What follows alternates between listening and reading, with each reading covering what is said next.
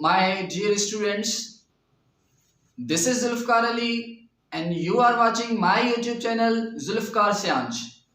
जो आज हम बात करने वाले हैं वो बात करेंगे बेसिकली चाइना एंड यूएसए की कोल्ड वार। जो कोल्ड वार सिचुएशन चल रही है specially in this pandemic situation, वो क्या है, why the USA has been blaming and put sanctions on the China and why the China has been retaliating towards the USA।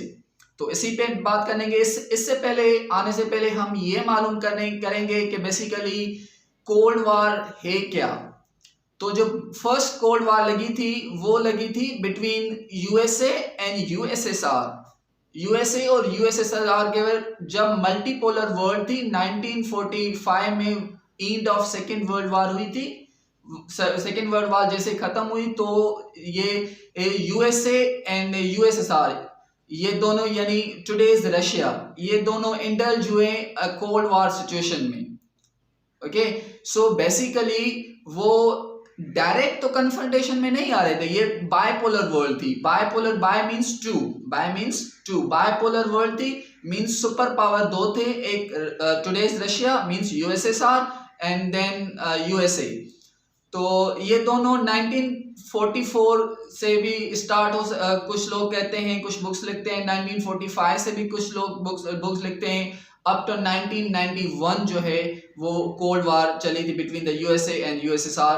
जब USSR टूटा था then Russia उसमें से 15 न्यू स्टेट्स बनी थी, किर्गिस्तान, काजाकिस्तान, अजरबैजान, ये जो हैं वो सारी स्टेट जो है यूएसएसआर से बनी थी। जो अभी जो है ये सेंट्रल एशियन रिपब्लिक्स यानी कार्स सेंट्रल एशियन रिपब्लिक्स, उसमें से सबसे ज्यादा जो लैंड लॉक कंट्री है जिसको बोलते हैं हम लैंड लॉक, वो बेसिकली काजाकिस्तान है। और एरिया के हिसाब से भी काजाकिस्तान जो है वो बेसिकली मेजर कंट्री है और बहुत बड़ी कंट्री है। और एरिया के हिसाब से ओवरऑल वर्ल्ड में जो है वो रशिया जो है अकॉर्डिंग टू द एरिया वो बहुत बड़ी कंट्री है, like according to the population China ज्यादा है। तो ये इन दोनों के बीच में जो कोल्ड वार सिचुएशन चली थी, मींस कोल्ड वार वो चीज है जो डायरेक्ट दो सुपर पावर्स और एक राइजिंग पावर और एक सुपर पावर है। यहाँ जो एक राइजिंग पावर है और सुपर पावर दोनों के बीच में लड़ाई चल रही हो, वो अलायंसेस के थ्रू लड़ रहे हो, बायलैटरल ट्रेड के जरिए लड़ रहे हो, हेल्थ और वो कॉम्पिटिटिव मार्केट्स में एक दूसरे से लड़ रहे हो, मगर डायरेक्ट कन्फ्रंटेशन उनके बीच में नहीं आ रही, दोनों अलायंसेस के जरिए लड़ रहे हो, तो उसे हम कोल्ड वार बोलते हैं। तो सेम सिचुएशन चल रही है अभी यूएसए एंड जो है आपका चाइना के बीच में।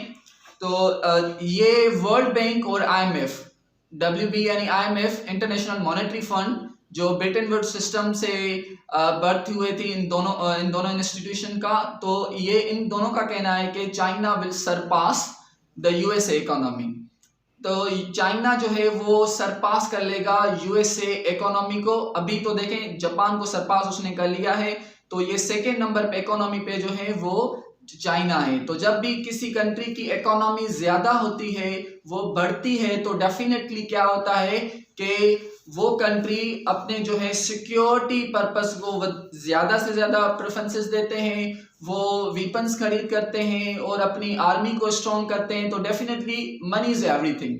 अगर आपके पास पैसा है तो आप जो है ना आप हर चीज जो है ना वो परचेज कर सकते हैं और अप टू द लेवल, उस लेवल पे आ सकते हैं। तो ये अभी यूएसए को यही खौफ है कि वो जो है चाइना राइजिंग पावर है और जो है आगे चल के उन्हें मिलिट्री में भी आगे हो सकता है और जो है इकोनॉमिक में भी उसे सरपास कर सकता है। इवन साइंस एंड अभी तक जो है वो science and technology USA is on the top. तो दुनिया की सबसे 50 प्लस जो है वर्ल्ड टॉप 50 प्लस यूनिवर्सिटी जो है वो यूएसए में है। Even millions of Chinese go to America to pursue their higher education in research and development department, especially science and technology। सबसे ज्यादा वहीं पे जाते हैं।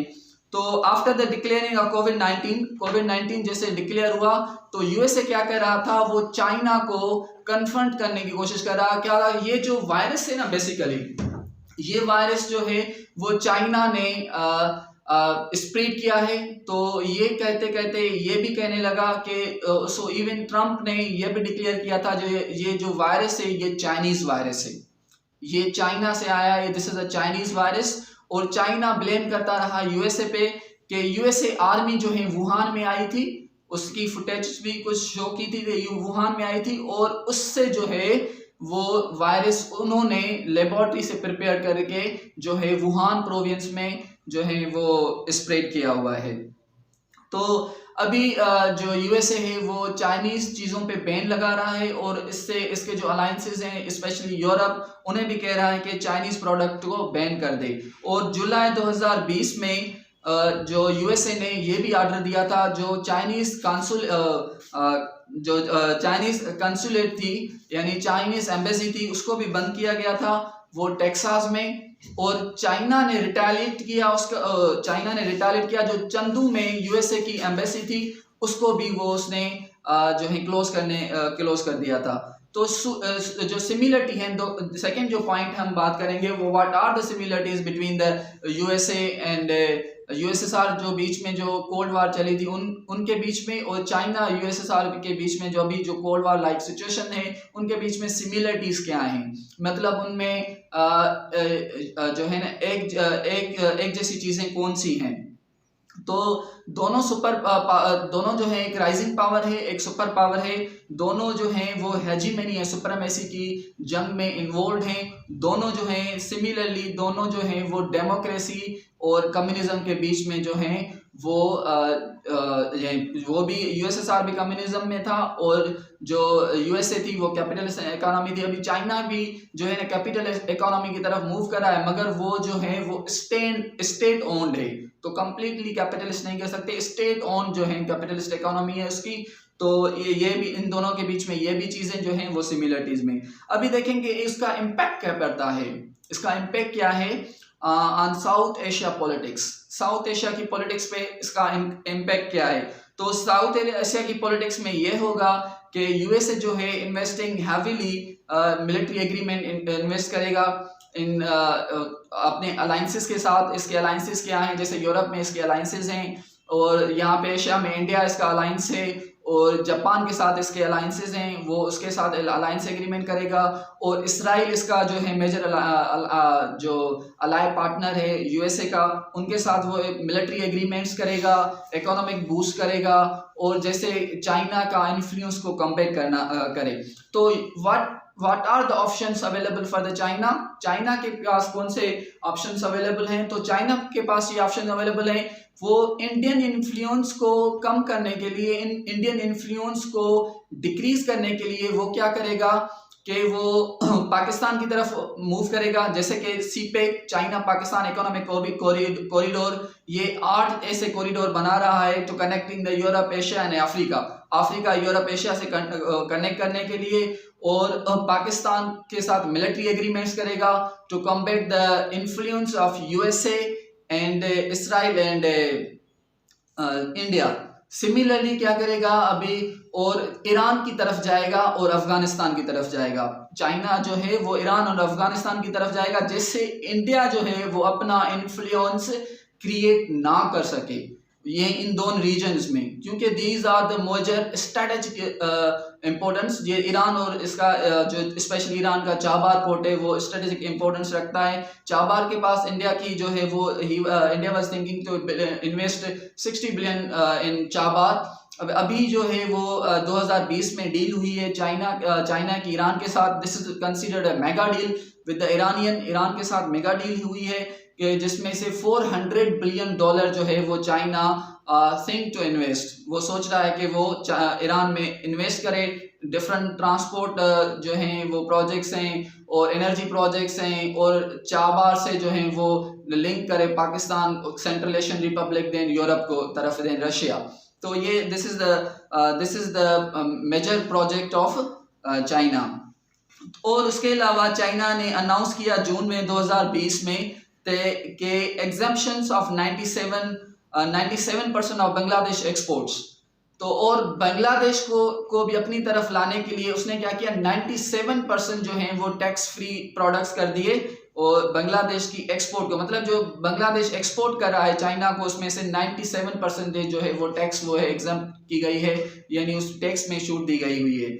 और इस्ना मुबारक जो है वो प्रीमियर ऑफ बांग्लादेश 2020 में she also did not meet Indian Narendra Modi से भी उसने मुलाकात नहीं की।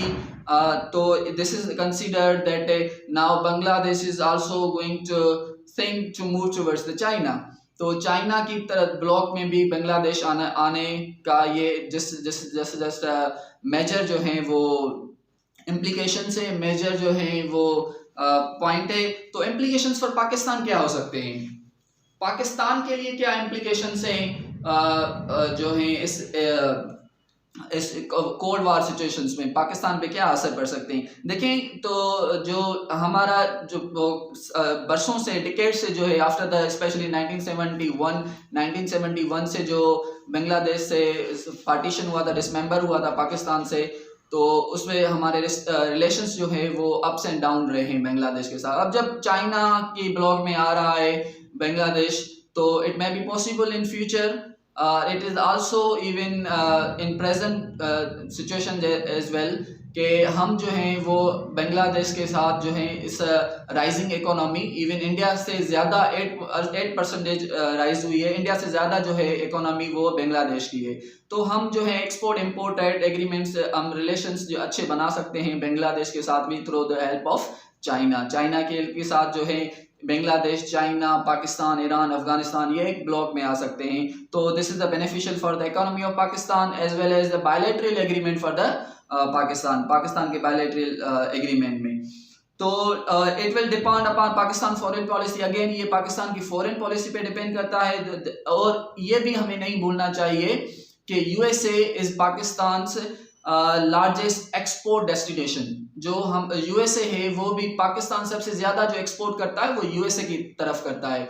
तो हमें ऐसी न्यूट्रल पॉलिसी रखनी चाहिए कि हमें फिक्स जो है अपनी मार्केट नहीं करनी चाहिए बांग्लादेश चाइना की तरफ, और हमें ये भी सोचना चाहिए कि हम अपनी एक्सपोर्ट्स यूएसए की तरफ भी भेजते हैं, जिसमें हमें जो है बिलियन रुपीस जो है आते हैं। तो this is the largest export market. और उसके अलावा ये भी देखना चाहिए कि हमें जब भी आईएमएफ की नीड पड़ती है या वर्ल्ड बैंक की नीड पड़ती है, तो उस पर जो हेजमेटिक और जो रूल है वो यूएसए का है, क्योंकि यूएसए सबसे ज़्यादा शेयर देता है इन ब्रिटेन वुड्स इंस्टीट्यूट्स को, जो ब्रिटेन वुड के इंस्टीट्यूट्स हैं लाइक वर्ल्ड बैंक, आईएमएफ हो गया, तो एशियन डेवलपमेंट बैंक हो गई, एडीबी।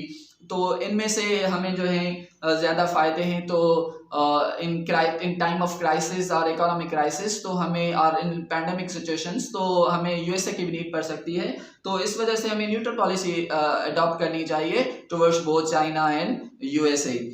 और इसके अलावा पाकिस्तान को FATF यानी फाइनेंशियल एक्शन टास्क फोर्स, जो अभी तक पाकिस्तान ग्रे लिस्ट में है, और India is trying to put Pakistan into the black list. Pakistan को ब्लैक लिस्ट में आने की बहुत कोशिशें कर रहा है।